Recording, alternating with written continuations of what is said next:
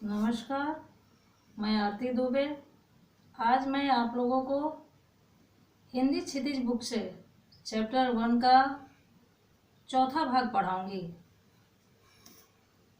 इस भाग में प्रेमचंद जी ने ये बताया है कि झूरी काक्षी के दोनों बैल जो थे, हीरा और मोती, उसे उसका झूरी का जो साला है गया, साला यानी उसकी झूरी के पत्नी का भाई, वो लेने आ जाता है और झूरी काक्षी बैलों के दोनों गोई को अपने ससुराल भेज देता है।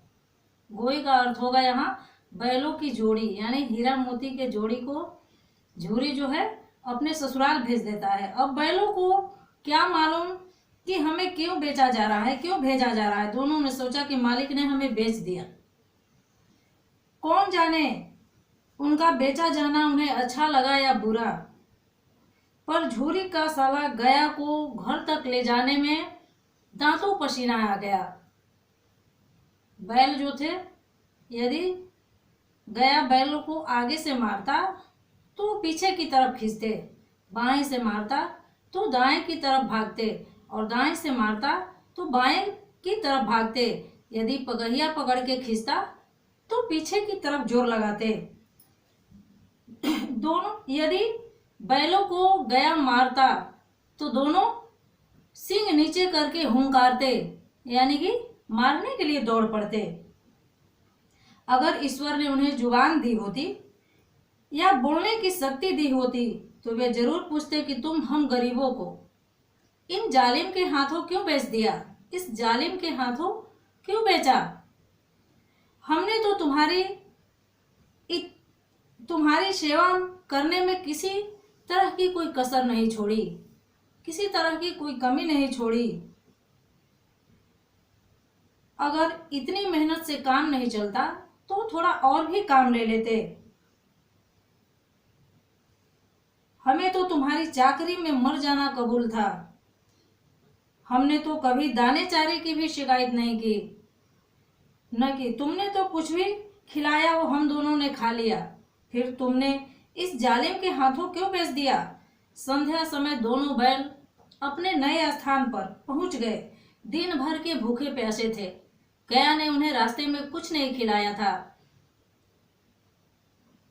दिन भर के भूखे थे लेकिन जब नाद में लगाए गए तो एक ने भी उसमें मुंह नहीं डाला। दिल भारी हो गया था। दिल भारी होना भी मुहावरा है।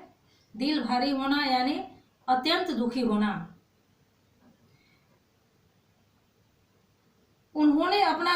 जिसे उन्होंने अपना घर समझा था वो छूट गया था। वो गया को ही, झूरी के घर को ही अपना घर समझते थे। आज अपने घर से वो अलग हो गए थे।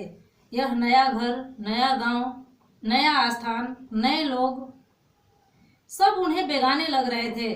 दोनों ने मूक भाषा में आपस में सलाह कर ली। बैलों में बात पक्की हो गई और दोनों ने सिर हिलाकर के हामी भर दिया। यानी दोनों की जो प्लानिंग थी वो मुख भाषा में ही पक्की हो गई कि रात में क्या करना है। पूरा गांव जब सोता पड़ गया तो दोनों बैल पूरे जोर के साथ जोर लगा करके और रस्सी को तोड़ दिया। सोता पड़ना यानी पूरे गांव के लोग जब सो गए, पूरे गांव में सन्नाटा पसर गया।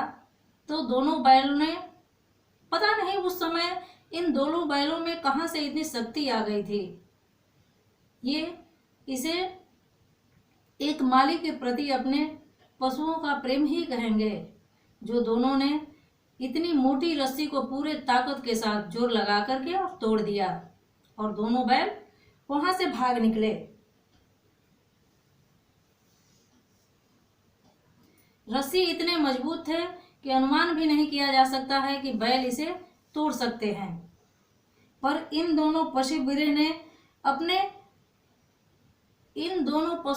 में अपने मालिक के प्रेम ने इस तरह की शक्ति पैदा कर दी थी कि दोनों ने उस रस्सी को तोड़ करके और उसी रात में वहां से गया के घर से भाग निकले।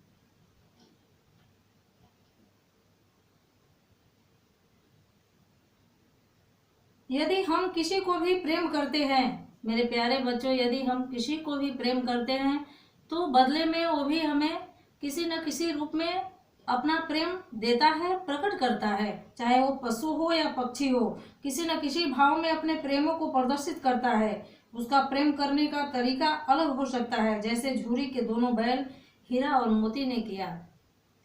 अब मैं आप लोगों को यह कहूँगी कि आप भी अपने अंदर मनुष्य हो या पशु हो या पक्षी हो, सबके लिए अपने मन में प्रेम रखिए, क्योंकि पशु और पक्षी भी हमारे लिए सहायक होते हैं।